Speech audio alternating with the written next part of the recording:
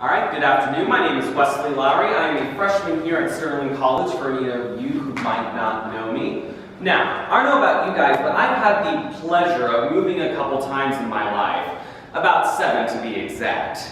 The nice thing is about moving 7 times is you really know what it takes to move from one house to another. And one of those things is a lot of hard work. Sometimes it's that really annoying, tedious work we have to put into putting things into a box and then taking them to the new house and unpacking them and then repeating the process for hundreds of more boxes. Or sometimes it's a bit more, you have to do more of the brunt work. You have to lift a heavy couch or a TV. And something you discover along the way is that you have to have help while moving, or you will be miserable. After about our 3rd or 4th time, our family finally went, okay, we need to recruit family and friends to help us, or this is going to be an awful experience every time we do this.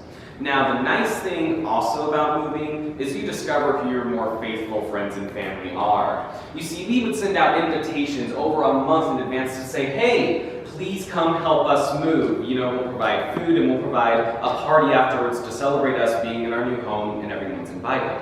Well, suddenly the week of moving comes, and then it's, oh, I'm sorry, I have to duck out. I planned something else, or I can't help you something came up. Sorry, I'm not going to be there.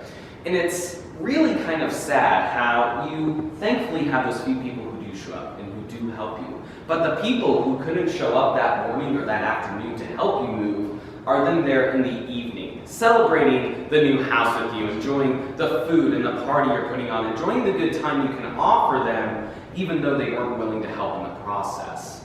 And almost felt like they kind of turned their backs on you.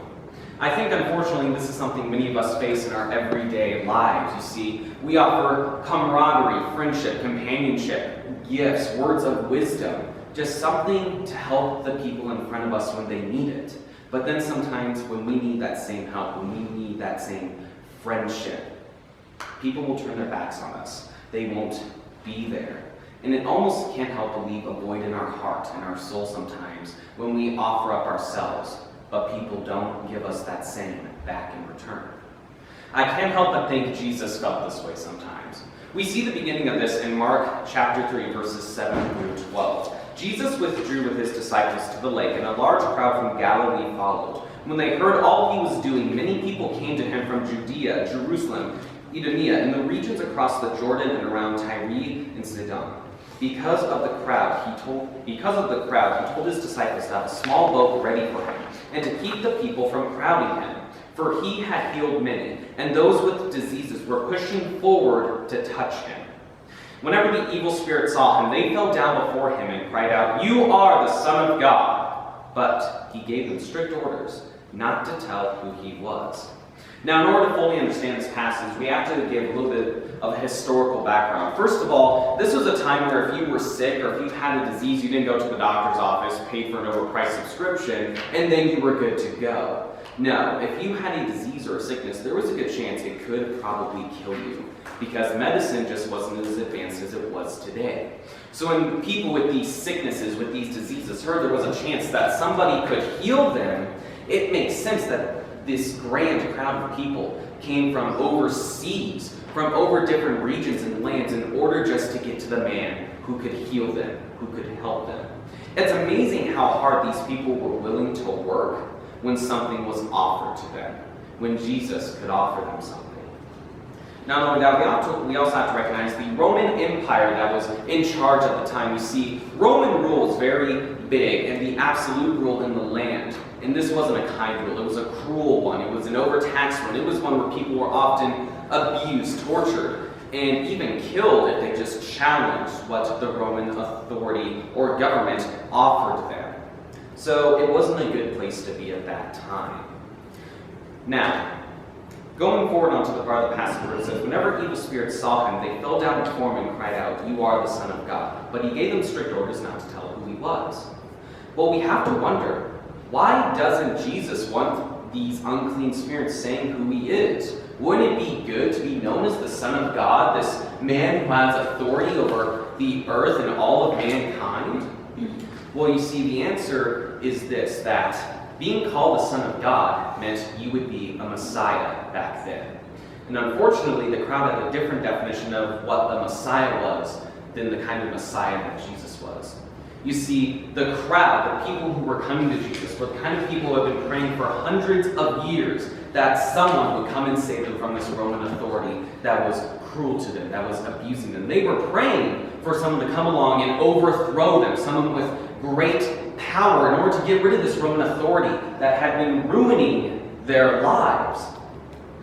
Well, if those demons, these unclean spirits, were going around saying he was the Son of God, then these people are going to think they have someone who will finally overthrow the Roman authority. But that wasn't the kind of Messiah Jesus was. Instead, he was the kind of Messiah who preached, forgive your enemy.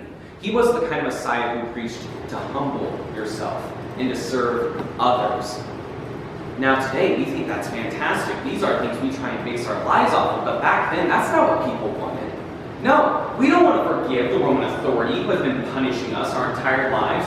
We don't want to forgive the people who have been torturing us. We want it to be overthrown. And instead they got a man who claimed to forgive them, to forgive the people who were harming them, and to humble and to serve others. And that wasn't the Messiah they wanted. You see, as we look forward into the story of Jesus, this same crowd, the one who were the crowd who was literally reaching over each other just to touch him, to be healed, to get what they could from him, would later be part of that same crowd who was screaming for his crucifixion and death. They would be part of the same crowd who put Jesus on the cross. And it's all because evil men, the Pharisees, were the ones who wanted Jesus dead because they didn't like what Jesus was saying. So they stirred the crowd. They told them, how can he be the Son of God? This is blasphemous. He isn't it. And ultimately they agreed because this wasn't a man who was overthrowing the Roman authority like they wanted. This was a man who was saying we should forgive. We should humble ourselves. And unfortunately, once Jesus had given the crowd what they wanted, which was healing, something they could take, but after that, there was nothing else he could offer them. Or so they thought. And because of that, they were angry. They didn't want this man anymore, so they screamed for his death and his crucifixion. All because Jesus would never give them what they wanted. There is one unique part of this passage, however. It's in verse 9 when it says, because of the crowd, he told his disciples to have a small boat ready for him to keep the people from crowding him. His disciples are the only people in this verse who are serving Jesus instead of taking something from him. You see, to be a disciple of Jesus meant these people gave up everything they had to follow him. And yes, they were taking things from Jesus. They were learning things from Jesus, but they were trying to give him something in return. Whether it be their services or their life, they wanted to help Jesus, even if they did mess up along the way. And that is the defining difference. And something we need to ask ourselves. Are we like that of the crowd? Do we just want to take from Jesus what we can and then be good after that? Or do we want to be like a disciple where we take something from Jesus, but we try and offer something in return? We have to ask ourselves, are we like a crowd member or are we like a disciple? Are we someone who tries to give Jesus something in return because we are taking something from him? The nice thing about moving around year 5, 6, and 7, once we had been doing it for a while, is we suddenly had more people helping us. A lot more people were showing up, and it was because over the years, even though we were frustrated that some of these people wouldn't help us along the way, because we had shown them kindness and welcomed them like other families and friends, they eventually felt moved and encouraged to help us on their project. Because we continued to show them kindness. And Jesus did the same thing to the crowd. Even though the crowd was the one who helped put Jesus on the cross, who screamed for his torture and his death, on that cross while he was suffering, Jesus said these words, "Father, forgive them, for they don't know what they are doing." And we have to have that same attitude when we are giving ourselves to other people. When we are offering our services to other people, we can't always expect something in return. And yes, it may hurt. It hurt Jesus spiritually, emotionally, and physically that the crowd he wanted to help put him on that cross. Yet, he still said, "Father, forgive them." So we have to forgive those who don't give us themselves in return when we offer ourselves up to them. We have to work in order to keep this mindset that we want to help people even if we don't get anything in return, because that is what Jesus did.